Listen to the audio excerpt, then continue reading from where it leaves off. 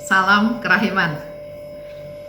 Hari ini kita ketemu lagi. Saya mau cerita tentang komunitas saya, komunitas Lumen Christi.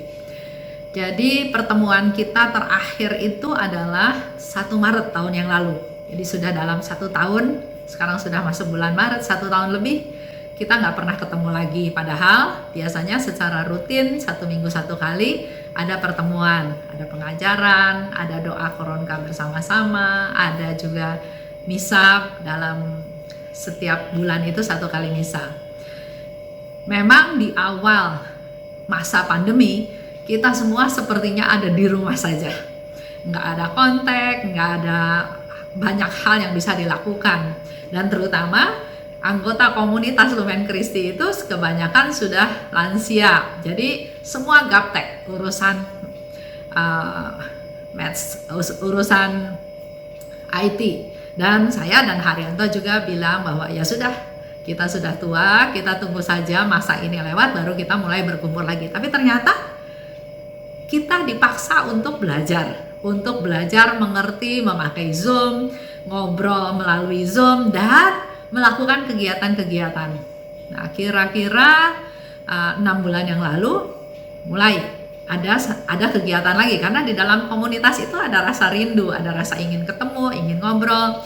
Biasanya kita ada di grup WA. Ibu Yeni, salah satu wakil ketua dari Lumen Christi yang sekarang, punya inisiatif untuk mengajarkan kita semua untuk membuat ekoenzim. Mula-mula kita juga nggak tertarik ya, tapi ternyata setelah dijelaskan, pertama ini sangat bagus untuk membantu supaya bumi nggak makin banyak sampahnya, yaitu mengolah sampah-sampah dapur untuk dibuat sesuatu, bukan hanya sebagai pupuk, tapi ternyata ekoenzim itu gunanya banyak. Untuk ada teman ya yang sudah pakai, sudah lakukan sharing untuk semprot rayap, untuk membuat kaki merasa nyaman, bahkan kaki nggak belah-belah katanya ya, tidur juga jadi enak. Terus dipakai untuk membersihkan rumah, untuk cuci baju, untuk cuci perabotan rumah tangga ya, dari lemak-lemak, banyak hal. Bahkan ada juga yang dipakai untuk semprot tanaman. Ternyata apa yang kita gunakan tujuannya adalah untuk mengurangi sampah di bumi, supaya sampah ini tidak makin menggunung, tapi bahkan sampah itu bisa diolah, bisa menjadi sesuatu yang jauh lebih bermanfaat. Bahkan kita udah ada satu gerakan, kita mau ngumpul 1 hari bulan depan, akan membuang ekoenzim itu untuk membuat saluran-saluran itu enggak nyumbat, enggak bau, enggak mampet. Itu salah satu yang kita mau lakukan. Jadi kegiatannya Yeni menjelaskan bagaimana membuat ekoenzim dan pentingnya kenapa kita harus membuat ekoenzim. Kita menjadi bergerak, kita menjadi memperhatikan sampah-sampah yang biasanya dibuang, yang menumpuk, yang jadi bau, itu diolah menjadi ekoenzim. Di rumah jadi ada kegiatan, nggak nganggur aja, menjadi bersih-bersih di rumah ya, ini dalam masa pandemi. Ada lagi teman yang karena di PHK, karena perusahaannya tutup, maka dia mulai membuka usaha. Dia membuka usaha warung, menjual ayam panggang, sup, macam-macam makanan sehari-hari. Nah, hal ini membuat kita dalam komunitas juga tetap terjadi relasi, walaupun nggak ketemu, tapi dengan kita membeli makanan yang dia siapkan, terjadi relasi. Yang ada uang bantu untuk teman-teman yang sedang berusaha supaya usahanya makin lama makin maju, makin berkembang.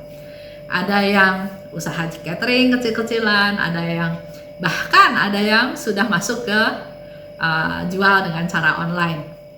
Dan yang luar biasa.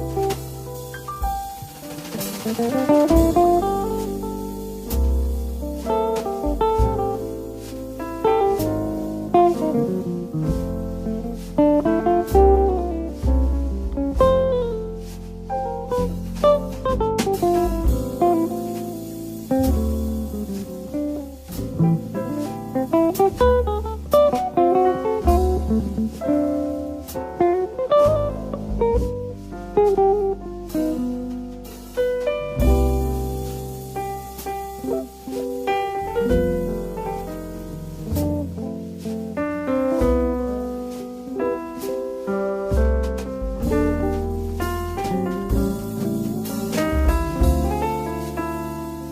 yang luar biasa, ada juga teman yang sudah di PHK ya, sudah tidak bekerja, dia mulai menanam sayuran di area rumahnya yang sempit, yang kecil, tapi dia berusaha menanam bahkan bukan mendatar tapi meningkat ya di dinding rumahnya. Suaminya ternyata baru beberapa hari yang lalu di grup WA mengumumkan siapa yang mau beli ayam. Ternyata dia panen ayam, sudah memelihara ayam 2-3 bulan yang lalu dan ternyata sekarang panen. Nah, itulah yang kami lakukan. Jadi walaupun tidak bertemu, tapi melalui peristiwa-peristiwa yang ada, kami bisa tetap saling kontak, saling tahu, saling ketemu. Memang tidak berkumpul lama ya, ketemu otomatis mengantar ayam, membayar, membeli makanan, pergi ke warung untuk belanja dan seterusnya. Dan sekarang mulai lagi ada satu kegiatan kebersamaan. Beberapa orang mengumpulkan dana, sebagian orang memasak, menyiapkan masakan, dan sebagian orang lagi mengantar makanan-makanan tersebut, nasi box tersebut kepada orang-orang yang kita perlu perhatikan. Apakah tukang sampah, apakah pemulung, ya siapa aja ya yang kita rasa hal itu sebagai satu ungkapan saya mengasihi mereka, saya memperhatikan mereka, dan bukan hanya itu saja tapi masuk juga ke dalam doa kami semua. Memang dalam masa pandemi ini ada juga saudara kami dalam komunitas yang meninggal karena corona.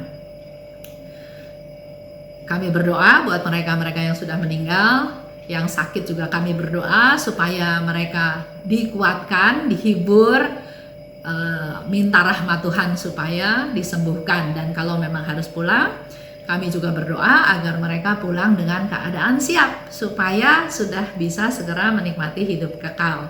Nah, itulah sedikit kegiatan yang kami lakukan bersama-sama.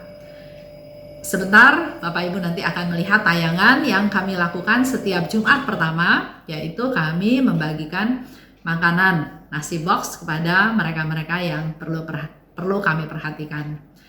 Itulah salah satu wujud cinta kasih, kepedulian, kebersamaan sesuai dengan apa yang diminta oleh KAJ.